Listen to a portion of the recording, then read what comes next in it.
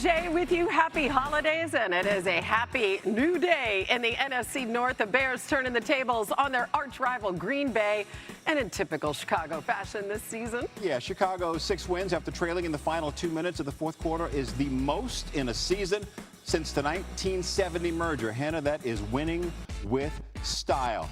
How did it go down? This is how it went down. Bears and the rival Packers. Let's do this. Second quarter, Green Bay at their own 17. Jordan Love under pressure, and the Bears defense takes him down. Uh-oh, he's slow to get up. Austin Booker goes helmet to helmet with Love, who goes to the locker room, would be ruled out with a concussion. Third quarter now, Malik Willis in for the Packers. And Willis is like, oh, this is fun. With some time, hitting Romeo Doubs for the touchdown. Green Bay up 13-3 going into the fourth quarter, in control. Under 30 seconds left in the game. Bears down 16-9. Fourth and 4 in the Green Bay 6. Caleb Williams under pressure. And look, Ja'Day Walker, touchdown. Talk about a defensive miscommunication. He's all by himself. We're tied at 16. We are going to overtime. Under 5 minutes left in OT. Bears have it after a Green Bay turnover on downs of the Packers 46. Is Caleb Williams to DJ Moore. 46 yards. Let's go home. Chicago can clinch a playoff spot if the Lions lose to Pittsburgh tomorrow night. Look at this. Touchdown. The Bears come back and win this thing 22-16. Yeah, Caleb is ice cold. Hannah? Yeah, before we talk more about the comeback kids, Adam Schefter is with us, as he is every Sunday. There's concern in Green Bay this morning for their quarterback, Jordan Love. So what more can you tell us with the Packers playing again Saturday against the Ravens, Adam? Well, that's the problem, Hannah. It's a short week, and this was the first documented concussion that Jordan Love suffered this season, and we believe in his NFL career. However, he was evaluated for a concussion in Week 10 against the New York Giants before being cleared to return to that particular game. So the Packers now have a short week, which doesn't work in Jordan Love's favor, having to clear through concussion protocol. The good part for the Packers is Malik Willis came in last night and showed that he's capable of replacing Jordan Love if and when Jordan Love can play next week in a game the Packers have to have to get back into the playoff race. So we'll see if he can get through this week. It remains uncertain. It would be the 6th career start for Malik Willis. He had him rolling for a little bit, but you know what? No lead is ever safe with Chicago. We're back with you in a sec, Adam, but let's go over to Jay and the fellas for more on that. All right, Hannah, thank you much. Damian Woody and Herm Edwards are the fellas. Damian, starting with you. What kind of statement did the Bears make with this win? Huge, huge. You know, Coach and I were just talking off during the segment. Yeah. Coaching matters. Coaching matters. Think of the job that Ben Johnson has done with this team. He's given them an identity. They're able to run the ball. You know, when you're in Chicago in that weather, you got to be physical and be able to run the football. And so now this team, think about it. You're talking about a team that finished last in the NFC North last year, and they're on the precipice of winning this division. That's what coaching can do for you for an organization. Yeah, this is an evolution of Caleb Williams. And, Ben Johnson has done a fabulous job of coaching this young guy. He had a lot of talent coming out of USC. Last year was kind of sputtery. Fans were booing him at one point. Fans, you got your quarterback for the next 10 years, by the way. When you watched this game last night, some of the plays he made in the big moments, that one right there, unbelievable. So this guy is getting better. This team believes in him. No one would have anticipated, look at that throw right there, that the Chicago Bears would be 11-4. That's right, your Chicago Bears, these guys right here, are leading the division. And those Bears get the 49ers next Sunday night. That's a hard one. That's but anyway, one. that's next week. It's next week. Meanwhile, the Eagles take down the Commanders 29-18 last night. Straight NFC East title. Saquon Barkley running for 132 yards on 21 carries, including a 12-yard touchdown. Jalen Hurts throwing for 2 touchdowns and no interception. So, Herm, to you, has the Eagles' offense fixed its issues? Well, they're starting to make more explosive plays on offense. Throwing the football, running the football, that's important for this football team. Their defense is playing well, but the offense is starting to kind of find their way right in time for the playoffs. Just in time. I'll wait till after this Buffalo game. I I want to see, hey, listen, you played the Raiders and the Commanders. Can you blame me for wanting to wait see what they look like against the Buffalo Bills? But I do like a lot of the things that they're doing now over the past couple of weeks. I will agree with you. The Buffalo Bills not like they have a top 10 defense. That's true. So That's true. we'll see. We'll see what happens. Yes. I mean, you make a point. Yeah. You do. Eagles visit the Bills next Sunday. Gentlemen, thank you. See you back in a bit. Let's go back over to him. Got to get that special team straightened out too, fellas. All right, we're back with Adam Schefter with some key injury updates. Looking ahead to today, T.J. Watt will miss his second straight game. He continues to recover from surgery for a partially collapsed lung. That surgery took place on December 10th. Adam, I know he was at the facility this week, not practicing. How are they viewing his potential return here down the stretch? Well, Hannah, we know he's out today, and I think his return still remains murky and uncertain. And at this point in time, obviously, there remain questions about when he could come back. He still hasn't practiced. His focus has been on getting well, as it should be, from a partially collapsed lung.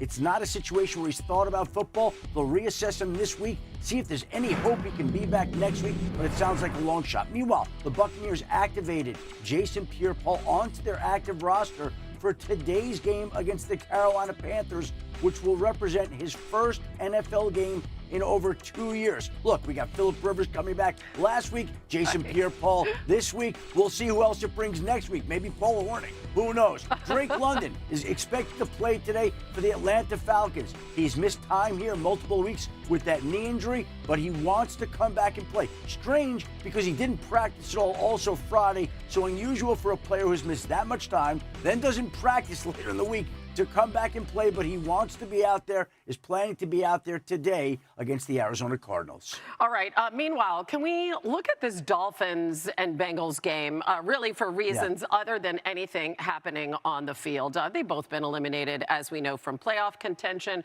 but now Tua Tagovailoa has been benched in Miami in favor of the rookie Quinn Ewers, and Joe Burrow has raised questions about his future in Cincinnati by the way that he has been answering questions from the media. What more can you tell us about these scenarios? Well, there are questions about each quarterback's future, and Tua Tagovailoa's future certainly does not look like it will be in Miami in 2026. The Dolphins are currently looking for a new general manager, and whoever they hire will decide what happens with Tua. The most likely scenario would be that he would be released. However, there is a scenario where maybe they could figure out a trade for him where they're giving up some draft compensation and paying down some of the salary, but it doesn't seem like his future will be in Miami. As for Joe Burrow, he's made it very clear that he intends to be back in Cincinnati in 2026. I think he feels a certain sense of obligation where this team went out and paid the receivers that he wanted back this year. He got hurt, he missed time. He wants to see what it's like to play a full season healthy with Jamar Chase, T. Higgins, and see if this team can rebound. The interesting part will be what happens if next season this team struggles again. The questions that have come up here in recent weeks that Joe Burrow himself has raised are going to be even more accentuated in 2026 if this team doesn't perform up to expectations and doesn't win again. Makes a lot of sense. Meanwhile, Quinn Ewers, he becomes the 8th different rookie quarterback to start for a team this season. You're the best, Adam. Happy holidays. And Week 16 means the playoff push is here. Steelers visiting the Lions, with both hoping for a postseason spot. Let's get into it. Kimberly Martin joining us now from Detroit. Kimberly, fantastic to see you. Good morning. How are both the Steelers and Lions preparing for this pivotal matchup? Hold on, let me get a squat down on the floor like Christine for a second. No, correct. Listen, Actually, Gary, both of the teams, for both of these teams, physicality was a point of emphasis all week. The Lions expect the Steelers to play, quote, bully ball, as head coach Dan Campbell calls it. And Steelers wide receiver DK Metcalf said the one thing that was stressed in their receiver room this week was we have to match the physicality of the Lions defense. He said, listen, the Lions, we understand that they are a physical team, but we are hungry for a playoff home game, and they're hungry too, so we're going to get their best shot. Now, as for the Steelers defense, they're going to come in trying to be physical as well, but without T.J. Watt, their star pass rusher, who's going to miss a second straight game with that after surgery for that partially collapsed lung. But they understand The Detroit Lions might be physical, but Kyle Duggar, their safety, told me, we are a physical team too, and we are not going to let them get the better of us. Yeah, the proof is in the pudding. Steelers and Lions ranked first and second in defensive forced fumbles this season. Kimberly Martin in Detroit bringing us the latest ahead of that tilt between 2 8-6 teams looking to wrap up a playoff spot. Thanks, Kimberly. Oh, it's time. Why not? That's Why right. not, boy? Why not? Why not? Why He is Herm not? Edwards. It's a segment that's sweeping the nation. Yeah, Why not? it haunts me. Let's start with the Chargers, though. They're on the road taking on the Cowboys. What is your message to LA today? To the LA Chargers? Yes. Well, obviously, the LA Chargers, why not go out and beat your opponent? It's kind of important the last time I checked, because when you think about the Cowboys, they give up what? 30-plus points a game. Score points, Chargers. You can do it. You can score 35 and win this football game. Yeah. All right, what about, hey, it's time to get to the AFC South.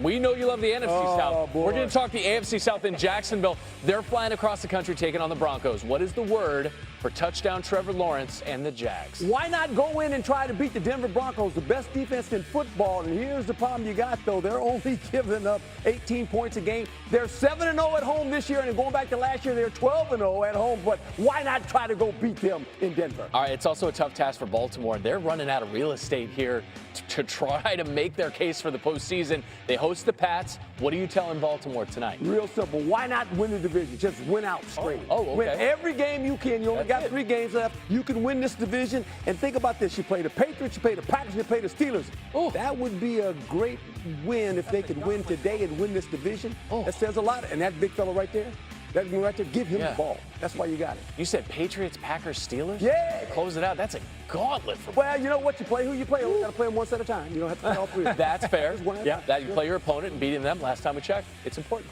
It's important to win right now. Coach Herm Edwards on SportsCenter. Why not? Thank you, Coach. Listen, first things first, if the Ravens are going to win out, they have to beat the Patriots tonight. And the Patriots trying to rebound from a loss last week as Aaron Dolan.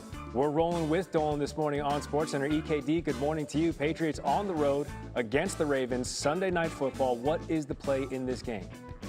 I'm looking at Derrick Henry, anytime touchdown scorer. I know this is a little bit juicy, so you could add this into a same-game parlay, a parlay in general, but just this is one of those guys that is going to find the end zone. He hasn't in 2 straight games, so it feels like he's absolutely due. And he's facing a New England defense that hasn't been great at stopping opposing running backs over the last couple of games. There's been 3 rushing touchdowns over the last 2 games alone, and a lot of that is due to some of the issues that they've been having in terms of injuries on that defensive line. So I think that the Ravens could have a really big game in terms of running the ball, and ultimately Derrick Henry will have at least 1 touchdown in this game.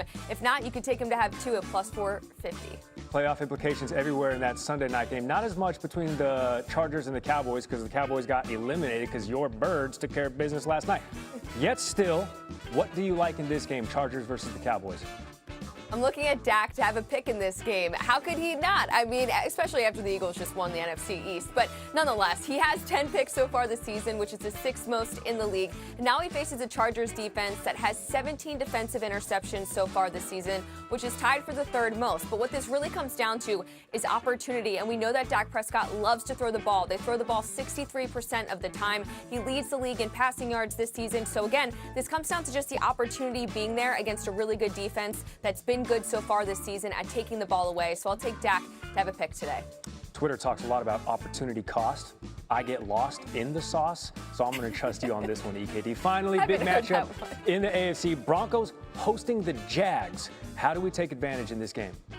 I'm looking at the Jags team total going under 21.5 points. When we think about the Jacksonville Jaguars, they've been great towards hitting over their team total, but not against a Denver Broncos defense, a defense that's been really good so far this season. And while the Jags have recently looked like they're a really good team turning it on at the end of the season, they just have not faced a defense so far that is like the Denver Broncos. They're going to pressure Trevor Lawrence all game. This is also a game that's going to be played on the road, which ultimately teams sometimes struggle in that spot. So I do think that given that they've been great at hitting the over, that's one thing, but they haven't faced defenses such as the Denver Broncos, so I'll go under on their team total today. Okay, that's juicy. They scored 48 points last time out, but it was against the Jets.